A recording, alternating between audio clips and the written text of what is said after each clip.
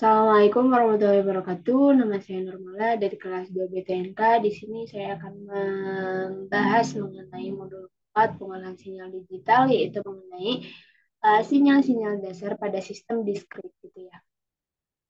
Soal pertama, pembangkitan sederet sinyal beramplitudo 1 atau unit sampel. Di sini udah ada programnya, tinggal kita masukkan ke dalam Oktav.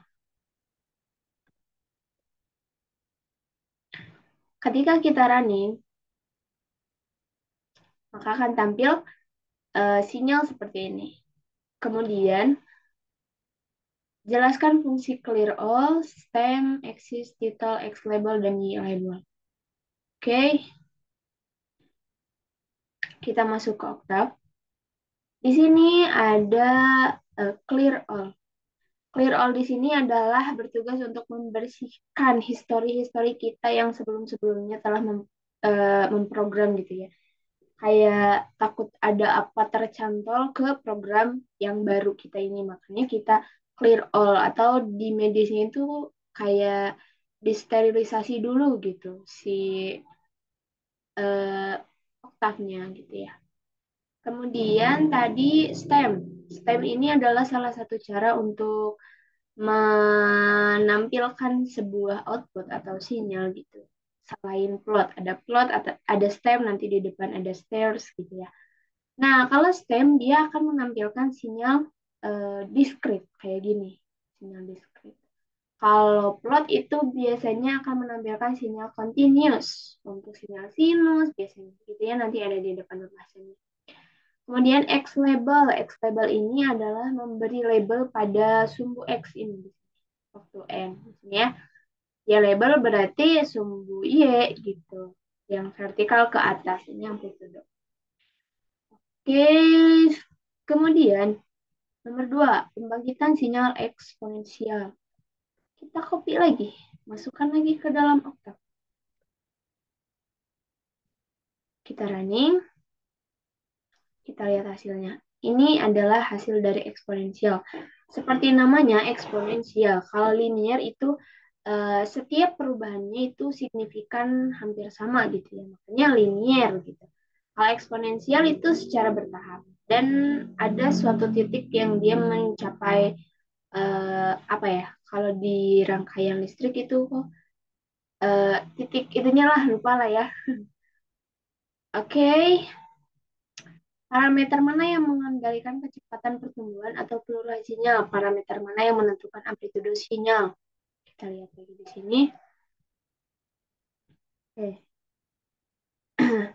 Di sini ada suatu uh, ada 3 variabel. Pertama variabel n.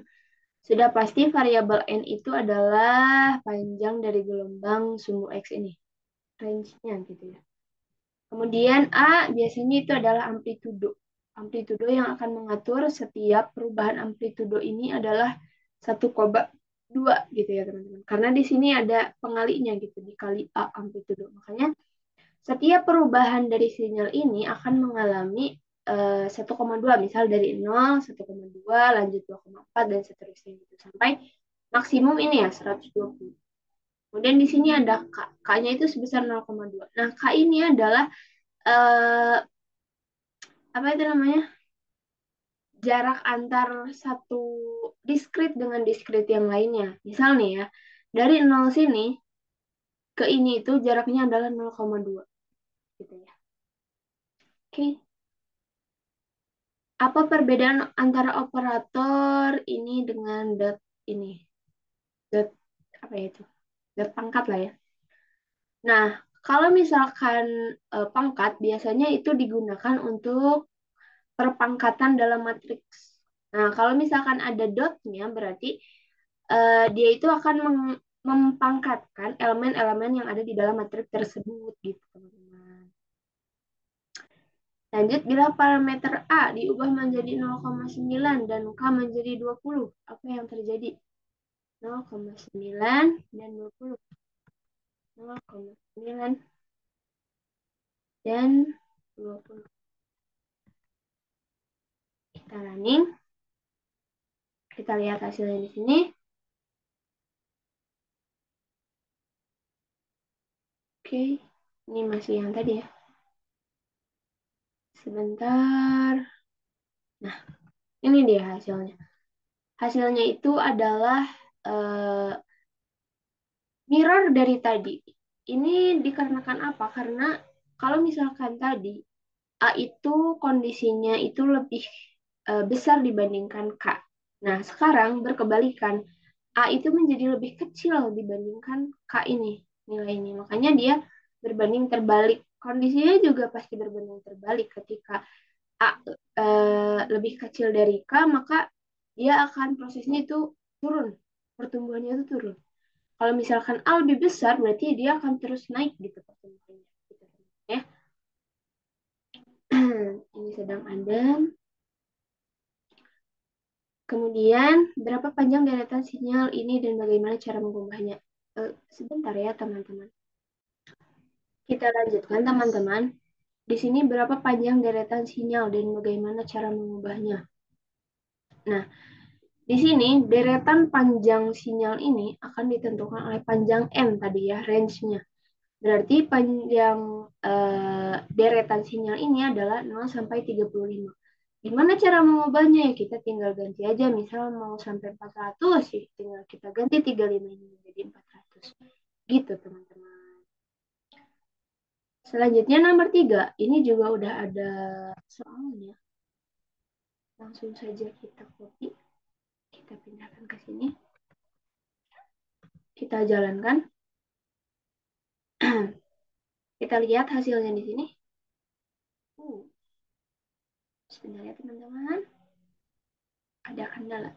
Nah, ini dia hasil dari nomor 3.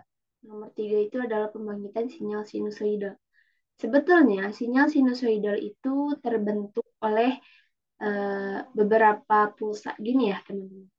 Cuman karena rapat, makanya terbentuknya seperti sinyal kontinu saja gitu. Tapi sebetulnya eh, hasilnya tuh gini gitu. Cuman karena rapat, makanya kelihatannya seperti nyambung, continuous gitu.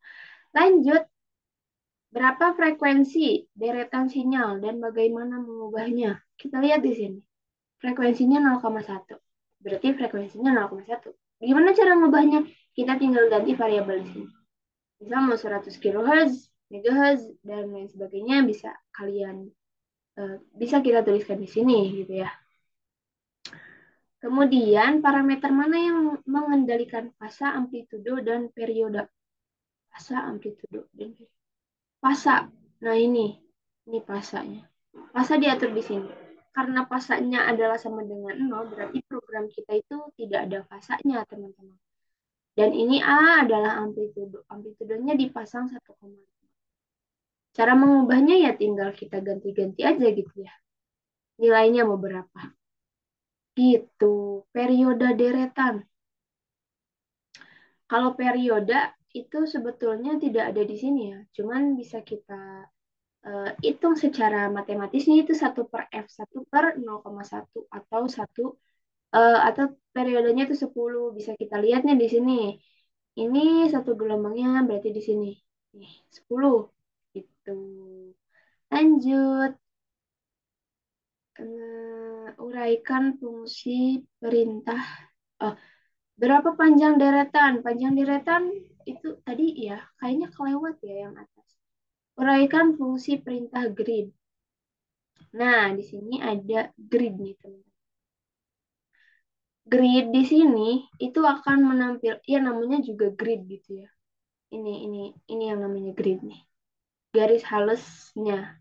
Karena grid di sini tidak punya spesifikasi khusus, maka dia akan menampilkan ya gridnya ini gitu. Cuman fungsi dari grid ini tuh bisa dihilangkan atau ditampilkan itu terserah pemrogramnya gitu ya. Kalau misalkan ditampilkan juga lebih enak gitu lihatnya. Jadi gridnya itu kalau sumbu X-nya per 10 gitu naiknya ya. Oke, ubah program di atas dengan frekuensi 0,5 dan tampilkan. Kemudian 0,01. 0,5. Kita lihat sini. Kita lihat hasilnya. Oh, coba kita. 0,5 berarti 1 dibagi 0,5 berapa?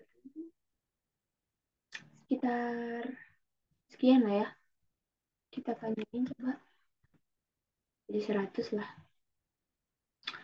Kita lihat lagi hasilnya. Dan hasilnya tetap. Oh, oh, ada aksis ya. Aksis belum dijelaskan kah? Aksis belum terjelaskan tadi nomor 1. Jadi aksis itu seperti ini teman-teman. Ini adalah range dari eh, berapa ke berapa. Misal nih, X-nya minimalnya dari 0. Kemudian X-nya itu maksimalnya 100. Kemudian si sumbu itunya, sumbu Y berarti ya. Y minimumnya mulai dari minus 2 dan maksimumnya di 2. Jadi format dari aksis ini tuh adalah X min, X max, Y min, dan Y max gitu teman-teman. Oke, oh kita jalanin ya, kita running. Nah, ini akan hasil sinyal yang akan tertampil. Ini tidak menghasilkan sinyal sinusoidal gitu. Karena ada beberapa hal yang mungkin frekuensinya kayaknya terlalu kecil. Makanya sinyal sinusoidalnya tidak tertampil. Ketika kita ubah menjadi 0,01 nih frekuensinya, ketika kita lihat di sini, nah ini adalah sudah membentuk sinyal sinusoidal gitu ya teman-teman. Sebetulnya sinyal sinusoidal itu adalah seperti ini nyatanya. Dia mengambil beberapa sampel dari setiap waktu gitu. Cuman terus-menerus makanya continue. Jadi yang kita lihat itu sebetulnya sinyal kontinunya bukan sinyal seperti ininya. Kalau kita misalkan di sini ganti menjadi plot, ini akan menjadi sinyal sinusoidal. Nah, bagus banget malah sinyal sinusoidalnya. Oke, gitu ya teman-teman. Dilanjut. Ubahlah program di atas dengan panjang deretannya 50, frekuensi 0,8. Ininya 50, frekuensinya 0,08. Dengan ininya 2,5. Apalagi, pergeseran fasa 90 derajat. Kita klik di sini 90. Kita jalankan. Ketika kita lihat hasilnya, kita jangan plot tapi scan ya.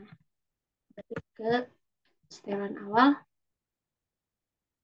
Oke, nah ini kita ubah lagi range-nya di sini 50. Kita jalankan, kita lihat. Nah, dilihat di sini. Ini satu, ini ngacelong ke sini ya. Ini berarti ada pergeseran fasa. Dan juga, uh, sorry, ininya belum saya naikkan atas bawahnya. Makanya sinyalnya terpotong. Ya, jadi penting banget untuk ini aksisnya diatur. Nah, ini tuh ada pergeseran fasa. Karena 0,08 terus pergeseran fasanya sebesar 90, berarti akan satu gelombangnya itu harusnya 12,5. Di sini sekitar sini lah ya 12,5. Nah, ini tuh ada pergeseran fasanya gitu. Jadi nggak fiksasi di sini. Nggak di 12,5 satu gelombangnya itu. Gitu. Stem plot. Nah, tadi udah ya stem sama plot saya singgung. Kemudian sekarang stem dan stairs. Kalau misalkan stem ini diubah menjadi stairs, apa yang akan terjadi? Kita lihat dulu hasilnya. Ini yang akan terjadi. Nah, ini adalah sinyal kotak. Jadi, stem itu adalah untuk memplot atau menghasilkan sinyal diskrit. Kemudian, plot itu untuk menampilkan sinyal continuous. Dan juga stairs itu untuk menampilkan sinyal kotak gitu, teman-teman. Sudah beres. Jadi, itu mengenai pembahasan mengenai sinyal dasar pada sistem diskrit. Mudah-mudahan teman-teman yang menontonnya dapat dipahami dan juga bisa bermanfaat gitu video ini. Dan saya harap penguji yang menonton video ini juga memberikan hasil nilai yang memuaskan bagi saya. Terima kasih. Wassalamualaikum warahmatullahi wabarakatuh. Annyeong.